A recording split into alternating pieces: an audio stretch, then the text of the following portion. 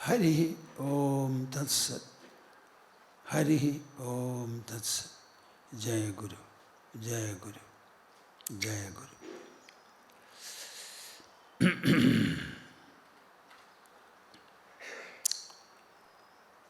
Shuddho Buddho Vimuktaha Shruti Shikhara Giram Mukhyatat Pariyabhumi Yasmad Jadam Samastam Jagadidam Amardat Vyapya Sarvam Sthitoya Yasyam Sham Shavatarehi Suranaravanajairekshidam Sarvamedad Tam Bhumanam Mukundam Hridigatamalam Krishnameva Prapadye Tam Bhumanam Mukundam Hridigatamalam Krishnameva Prapadye Madhya Hridaya Kashe Sadanandamayo Guru Udetu Satatam Samyag Swatmananda Prabodhagaha.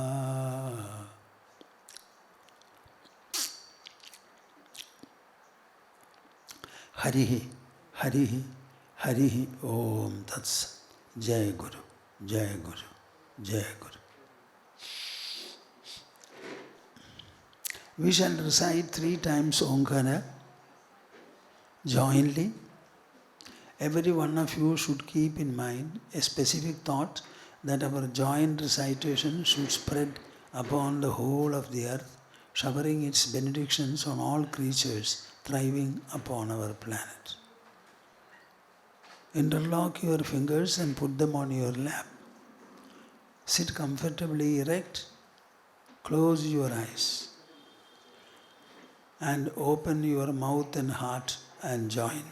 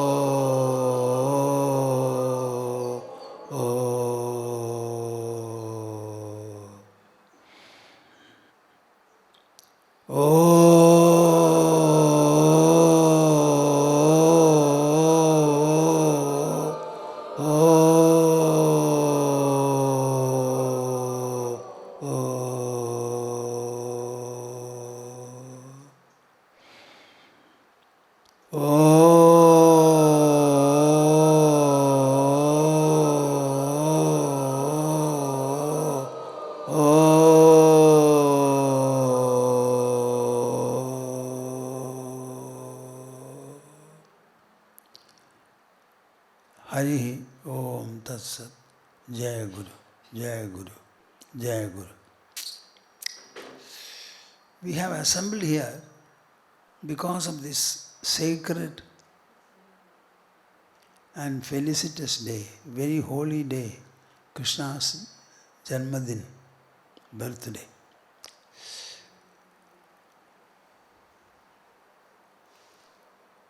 I always say that personal history is the prevailing influence in humanity at any time.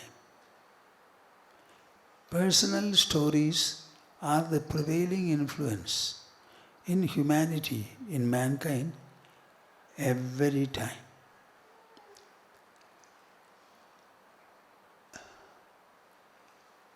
A child is born. It starts growing slowly. Much depends upon how you expose the child to sights and sounds. The child starts absorbing the sensory impressions right from a very, very tender age, even months after the child is born. So how we are able to generate and provide impressions to the child is something very, very important, though many people may not know about it. In this kind of an exposure, whether it is to the child or to an adult, the most important factor is personal histories of people. When you refer to history, it becomes something old, something which has taken place before you were born and maybe many others were born. Then only it becomes subject matter for a history. So if some story has to be narrated to the children or studied by the elderly people, that story must have been a little old. This history is very important because we have a likeness with the people who have lived earlier to us. We are all human beings. And when a history of anybody is presented to us, instantly a point strikes us. Oh, this is the history of a life of someone like me. Naturally, I can also be like him. There are many things which I have to learn. So that comparison, sense of identity, etc. grow. That is why these personal stories are the prevailing influence, I said, in mankind at any time. We have two such important stories in our society, in the country. One is the story of Rama. Rama as a prince and a king. Rama was a prince and he was also a king. So the Valmiki Ramayana that we have is describing Rama as a prince and as a king. And everything in Rama's life is comparable to us, and we can incorporate as many elements as possible from his life. He was called a Maryada Purushottama. He was one in whom the best of morality and ethics of human life has been demonstrated. Rama's birth was a very old affair. According to us, it happened in Treta Yuga, whereas Krishna's birth happened at the end of Dwapara Yuga. I think it is about 5,157 years back Krishna lived.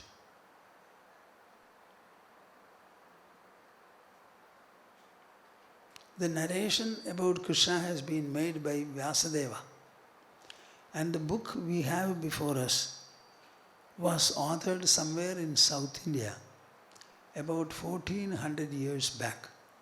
So you can say Srimad Bhagavata is very near and closest to us amidst all the scriptures.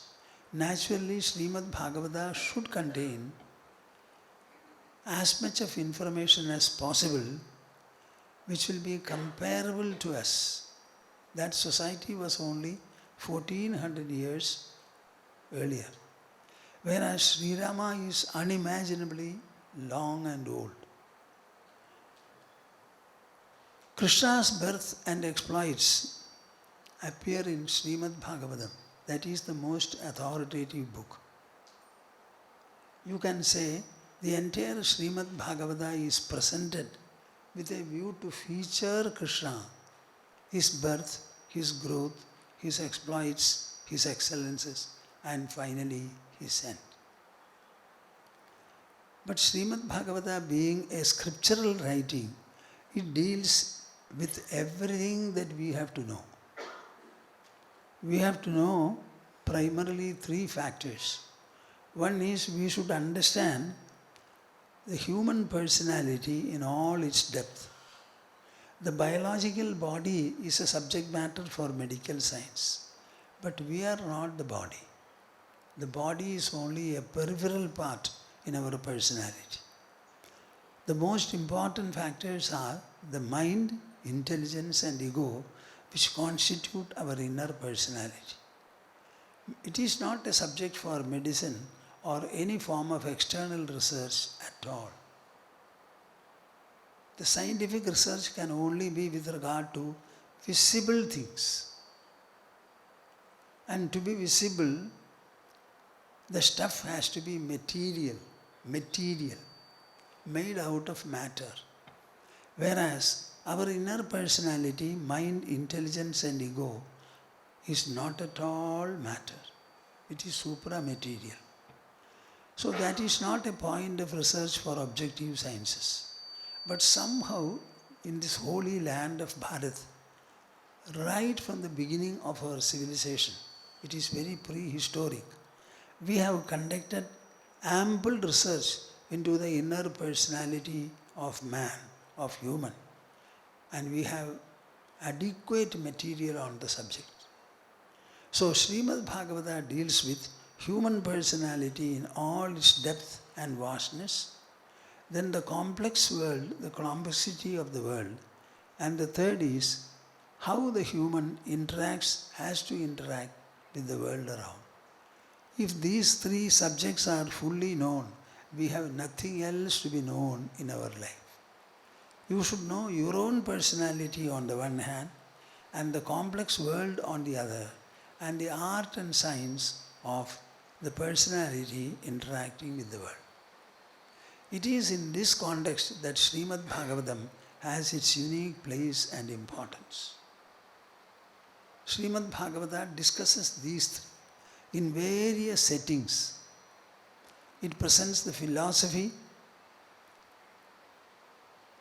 of every subject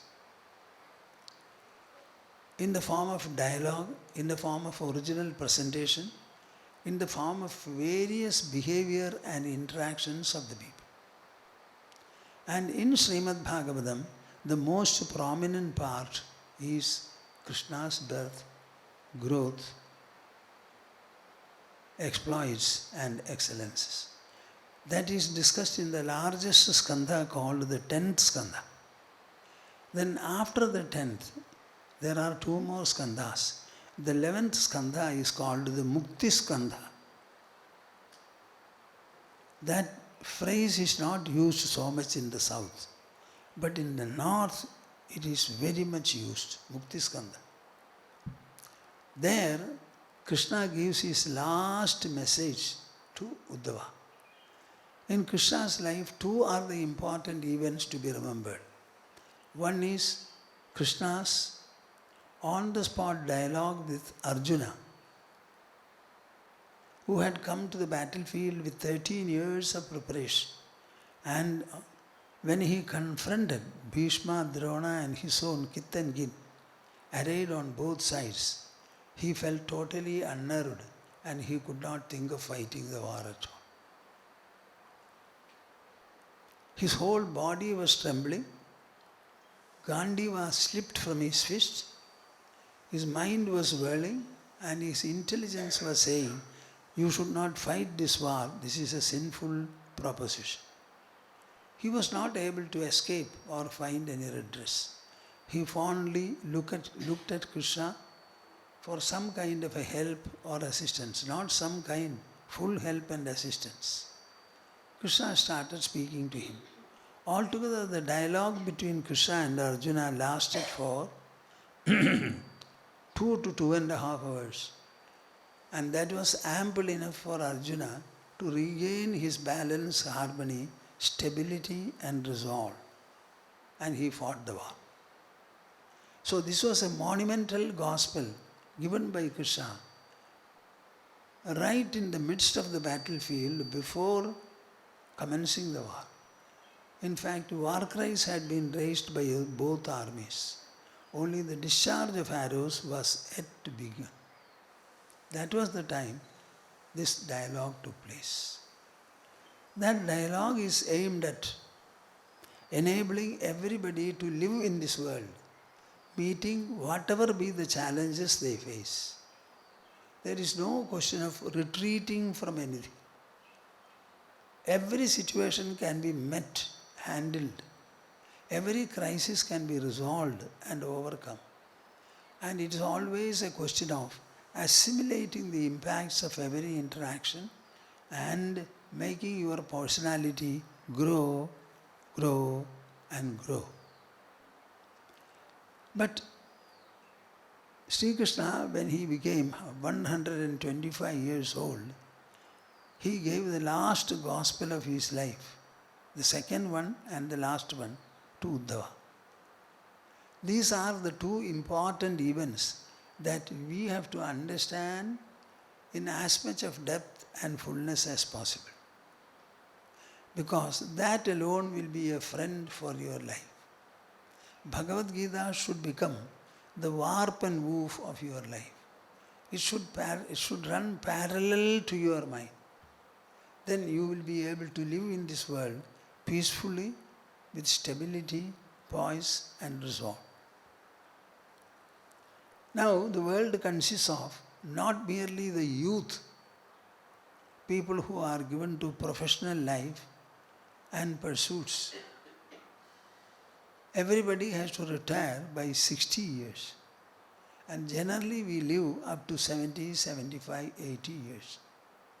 So the 20 years of life after retirement, they are something to be seriously thought about. I happened to see an old man when I was traveling on the train at one time. At every junction I found this old man with an youngster. They were getting into the platform and walking. See, when you observe the same thing over again, it becomes a point of attention for you. So I was finding every junction they get down. And the young man is always with the old man and they were walking. So after I met them, I used to go to the door and stand there. I don't sit always on the seat. That was my habit. So this sight struck me very well. So I asked the youngster, "Who is this?" He appears to be a little agitated. He said, "It is my father. I am his son." My father was working in the United Nations and he was a very respected officer. He was so honored that he has been given the privilege of recommending 2 people for employment in United Nations. The reason why I asked the son is, at one point the old man lifted his hands, prostrated before me by joining his palms and said, "Bless me, bless me, bless me." It was then that I asked the son. Then he said, he is going to retire. The thought of retirement has made him unstable, he said. Just imagine. So this retirement and post-retirement life have always been perhaps a problem for most people. Very few people feel, "I am happy, I have retired." Others will say, "What is your plan? What are you going to do?" As if we should not retire. The other day I advised somebody, "How many years more do you have to retire? 2 more years. Don't wait for that. If you have sufficient resources to live, retire now. What you will face after 2 years, face it now. At least you have the satisfaction that I have optionally left the job before you are banished from there." Don't wait for banishment. Retire confidently beforehand so that you have a plus point and a feeling of victoriousness. What shall we do after retirement? This Krishna's advice, second advice from Dwaraka's palace, where he was resting peacefully with no agitation, nothing. He was addressing Uddhava, and Uddhava's problem was retirement. You are going to leave the world, O Krishna, but I cannot keep away from your lotus feet even for half a second. So you take me along with you. How can Krishna take him along with you? Was Krishna going anywhere? Twins are born, but no 2 people generally die one after the other. So Krishna said, "Okay, don't wait for my departure. Depart now itself.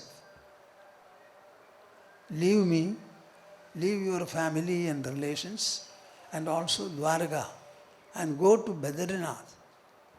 Stay there between the two mountains, Nara and Narayana.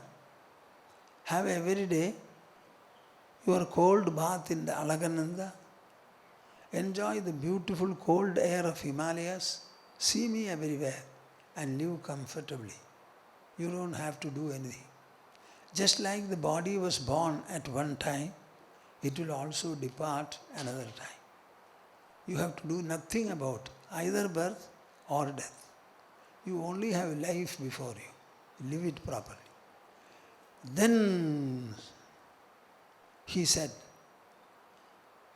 whatever you say, I will instantly do. I want to, but I am not able to. My mind is in a mess. I have delusion. I cling to my body and the relatives of the body. Possessive feeling is there.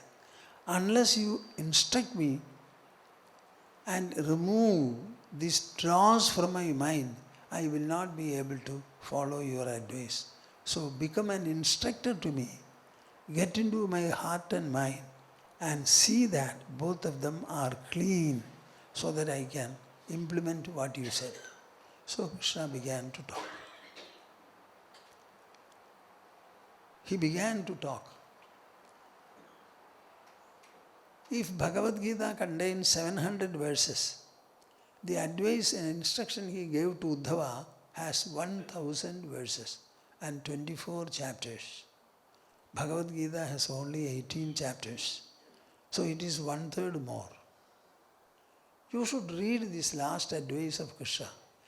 Everything is there about our life. How children should be born, how they should be brought up, what are the elements to be cared for in growth, what about becoming an adult, after becoming an adult what should one do, should there be a professional life, how should it be led, what is the object of acquiring wealth, money, how the money should be spent, what should we aim at by spending money? And when you grow old and your children also have grown up, what should you do? Everything is mentioned there. You know, during your young age, adulthood, etc., you have no time to examine your mind and live with your mind and intelligence. We only use the mind and intelligence. We don't try to enrich them, empower them, nourish them. So at least after retirement, you should begin the task of nourishing your mind, nourishing your intelligence. How will you nourish? You should know what is the food for the mind, what is the food for the intelligence, and provide both with their food. All these matters are discussed there. I will tell one or two verses from the last portion of Krishna's discussion with Uddhava. One sloka that I want you to understand is, this one sloka is sufficient. Nishkinjana mayi anurakta chetasaha shanta mahanto akhila jiva vatsala kamaira nalabdhadiyo jushanti yad tanna hirapeksham na vidussukham mama. See, we only know of a desireful life. We only know of a desiring life. How many desires you have? This is the question and answer between us.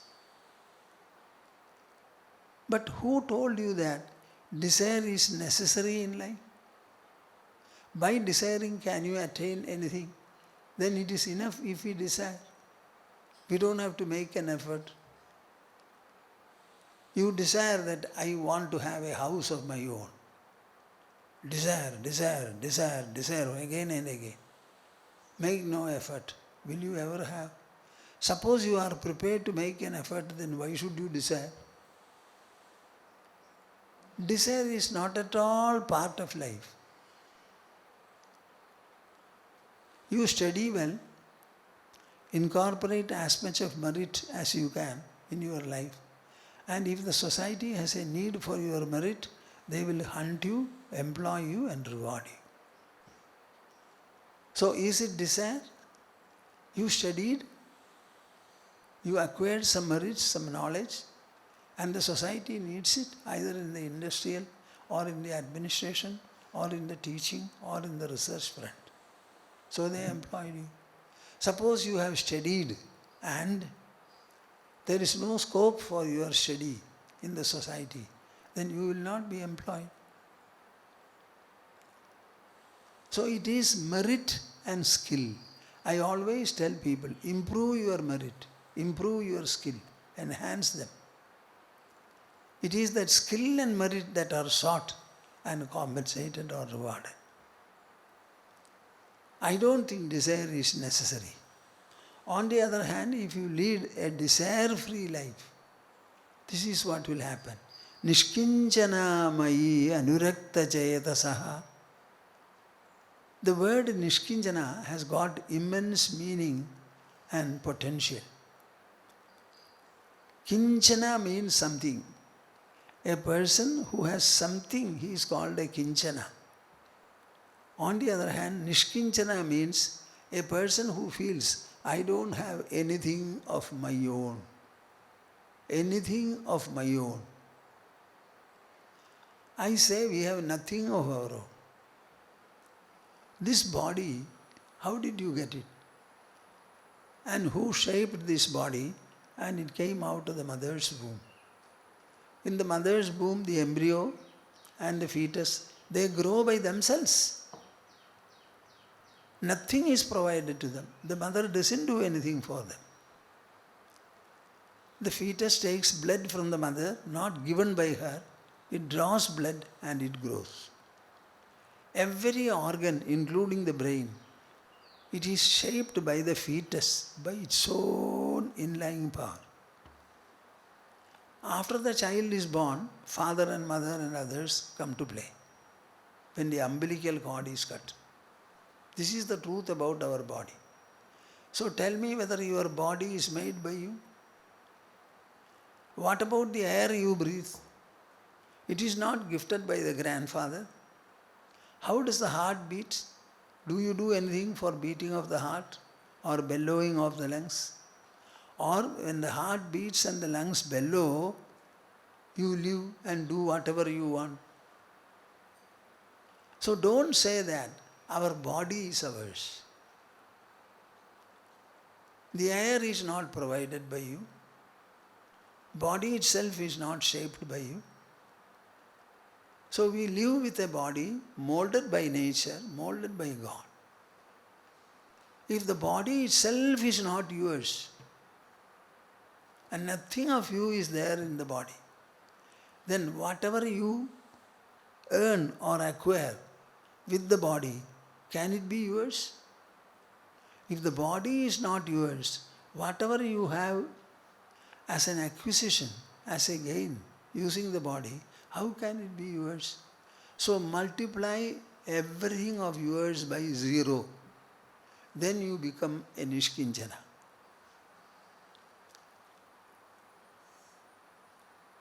The Nishkinchana is a status, an elevated status of the human mind where it understands that nothing belongs to me.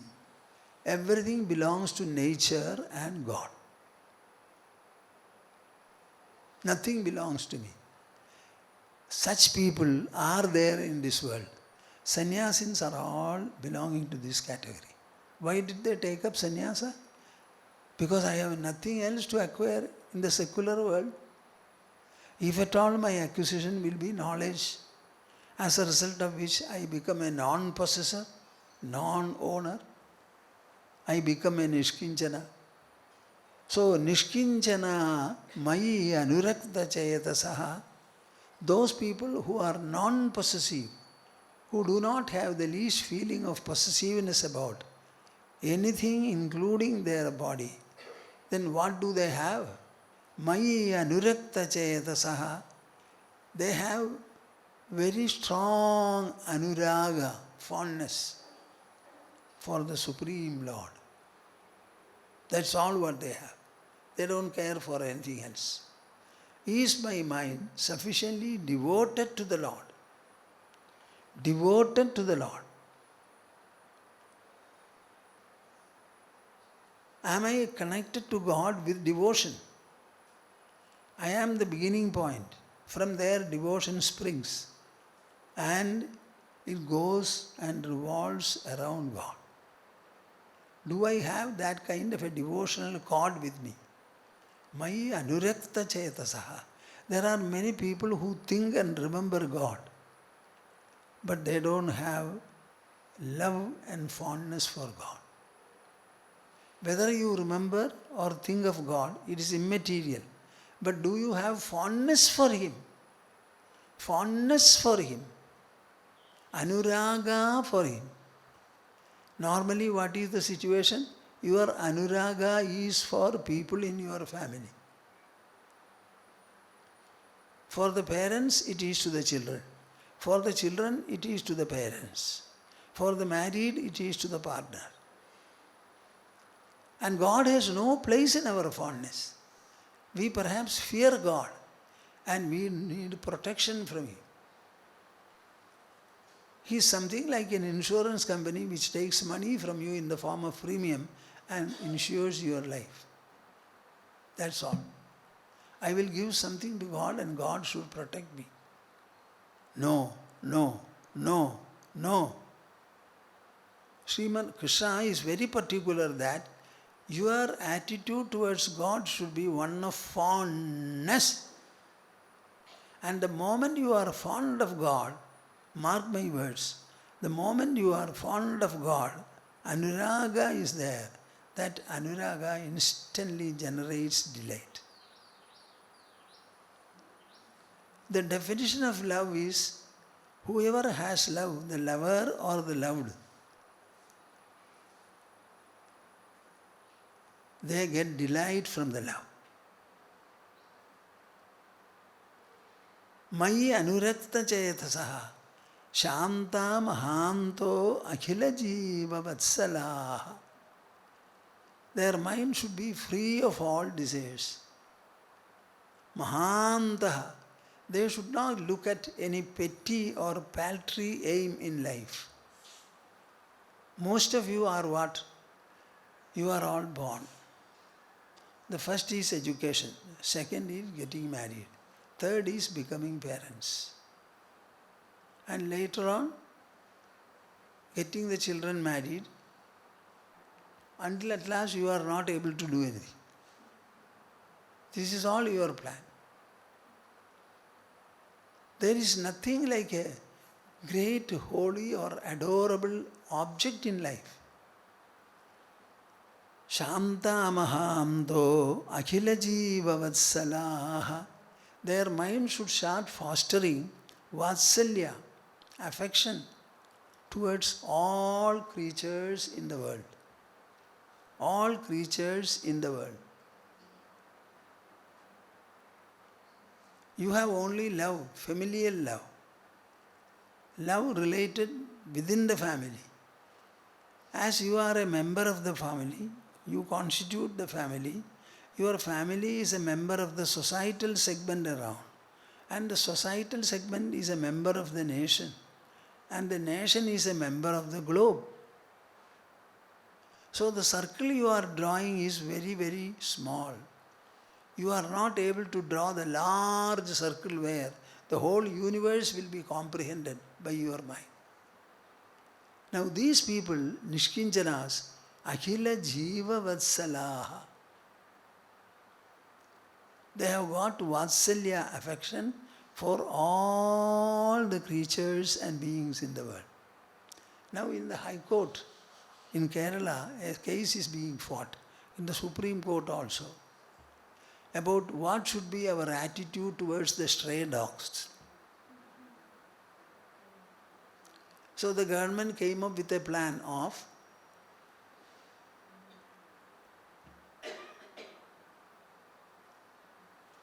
shooting them, killing them. when they are harmful. Finally it was decided, no, it should not be shot. They also have a right to live. Round them up, give them shelter, said Supreme Court. But that is not feasible. So it is being further considered. So do we have a right to interfere with the life of anything? And do you know what is their contribution to the overall welfare of the earth?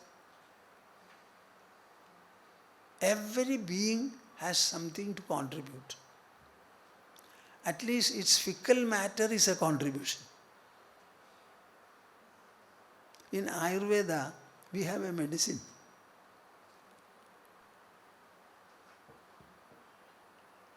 Locally, it is called Kandi Vanna.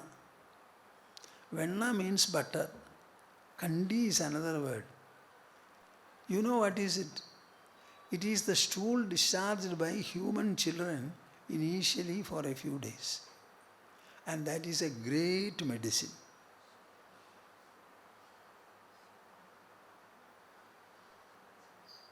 There is a musk cat. The secretion from its vagina is a very, very powerful and beneficial medicine. I am mentioning this only to let you know that every creature is a contribution to Earth's life. So what right do you have to interfere with them? Have you known what the dogs are doing and what is coming out of them?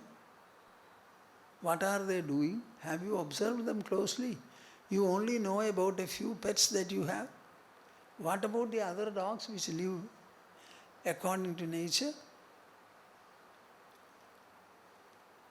Akhila Jiva Vatsalaha. You must be very affectionate to all the creatures in this world. Never destroy or harm anybody. The wrong is in you, not in them. If mosquitoes are biting you, simply tie a net. Don't try to kill them. We must be able to live in a manner that is coexistential.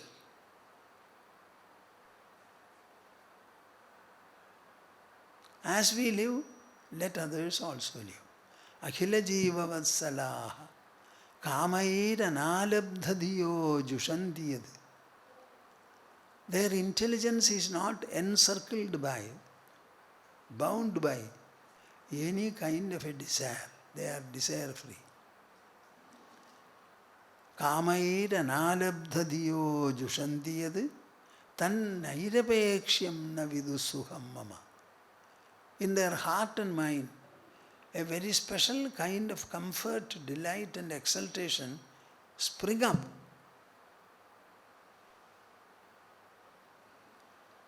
I don't know whether you mark my words. Nairapeksham sukham. When the mind becomes non-dependent, non-expectant, from the non-expectancy and non-dependence, the mind itself produces a kind of comfort, delight and rejoicing.